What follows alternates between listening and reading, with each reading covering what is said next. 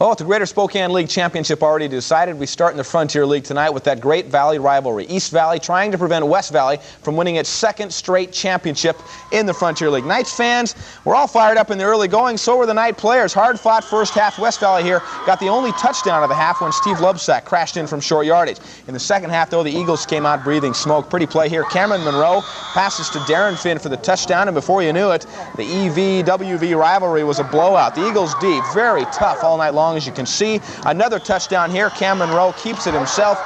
The final 35-0 West Valley. Next week they play Hanford in the first round of the playoffs. West Valley coach Steve Kent summed up the game when it was over. There was no way that 35-0 score is indicative of the game, because by golly, they came out and hit us, and they hit us as hard as we've been hit all year.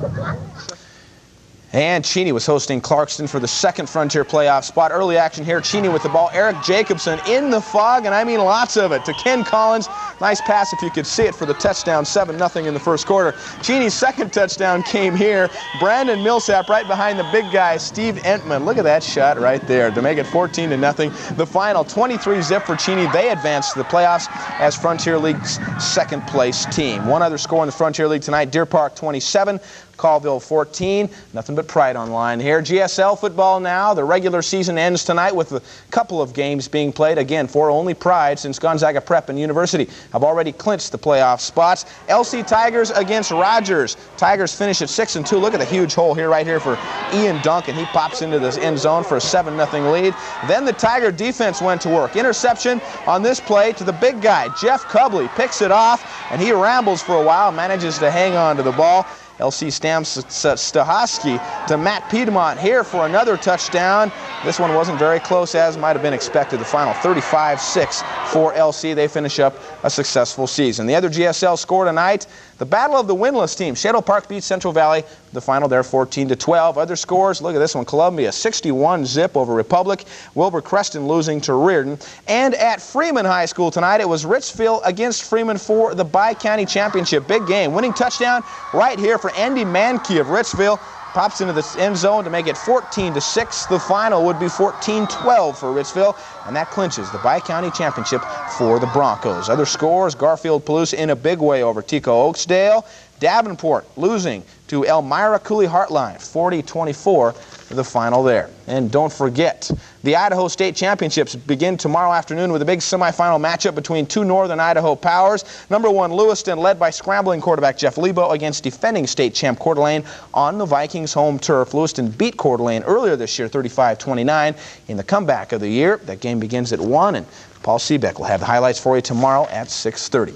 Well, in Calgary tonight, former Eastern Washington University star Rick Warman led the Stampeders against Hamilton in final regular season tune-ups before the playoffs, which start up next Sunday. Stampeders trailed 17-7 in the first quarter. Rick Warman here to Gary Allen in the final first minute of the first half, that is, to make it 21-17 at the half. Gary Allen ended up with 100 yards rushing and 3 touchdowns. Calgary wins at 42-36. They face Edmonton next Sunday in Western semis. Nice to see some local talent doing well there. Hockey scores tonight in the NHL. Winnipeg beats Chicago. Detroit over Hartford, and Quebec over Washington. The final there, 4-1. Now to the NBA. The regular season starts up tonight.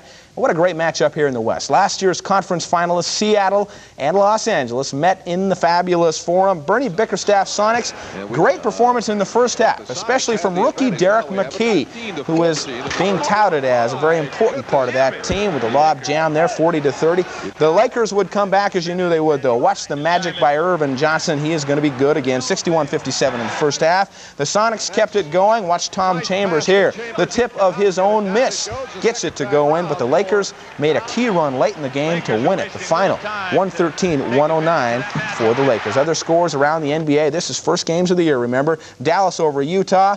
Houston over San Antonio. The Clippers losing to Denver. Boston wins their first game over Milwaukee. Atlanta over Washington. Philadelphia gets a win. And Detroit over New York, 110-99. Also Portland beating Phoenix, and Sacramento over Golden State. Now, why is this guy smiling? Well, David Robinson signed a contract with San Antonio today, which made him the highest paid athlete in the world.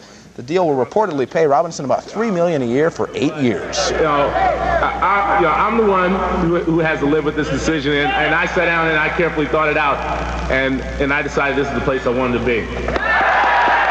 Yeah, and why not? Robinson's total contract, listen to this, reportedly worth between $24 and $30 million, folks. He's committed to the Navy until 1989, but that didn't stop a crowd of more than 500 fans from roaring their approval today. And of course, don't forget the state cross-country championships will be held on the west side of the state tomorrow in Port Townsend. They may run on the west side, but several Eastern Washington athletes have great chances at individual championships. Chris Lewis of Meade, the favorite in the boys AAA race, while GSL champ North Central is one of the team favorites. Several of other runners and teams from this area will also be in contention for titles in the smaller school races. Again, Mr. Paul Seebeck. We all love him. We all know him. We'll be here with the highlights tomorrow night. That fog out there. Oh, isn't that incredible? How did they... Your passing game must go right down the tube. The dew point that you love so much. Yeah, there we go. That's what caused it. The dew point. Does that have anything to do with East Valley is lost tonight, do you think? No, they probably would have lost this one in fog or rain or whatever. West Valley is an awfully tough team, and they have a pretty good shot, I would think, of advancing in the state playoffs. Well, tough luck. You bet.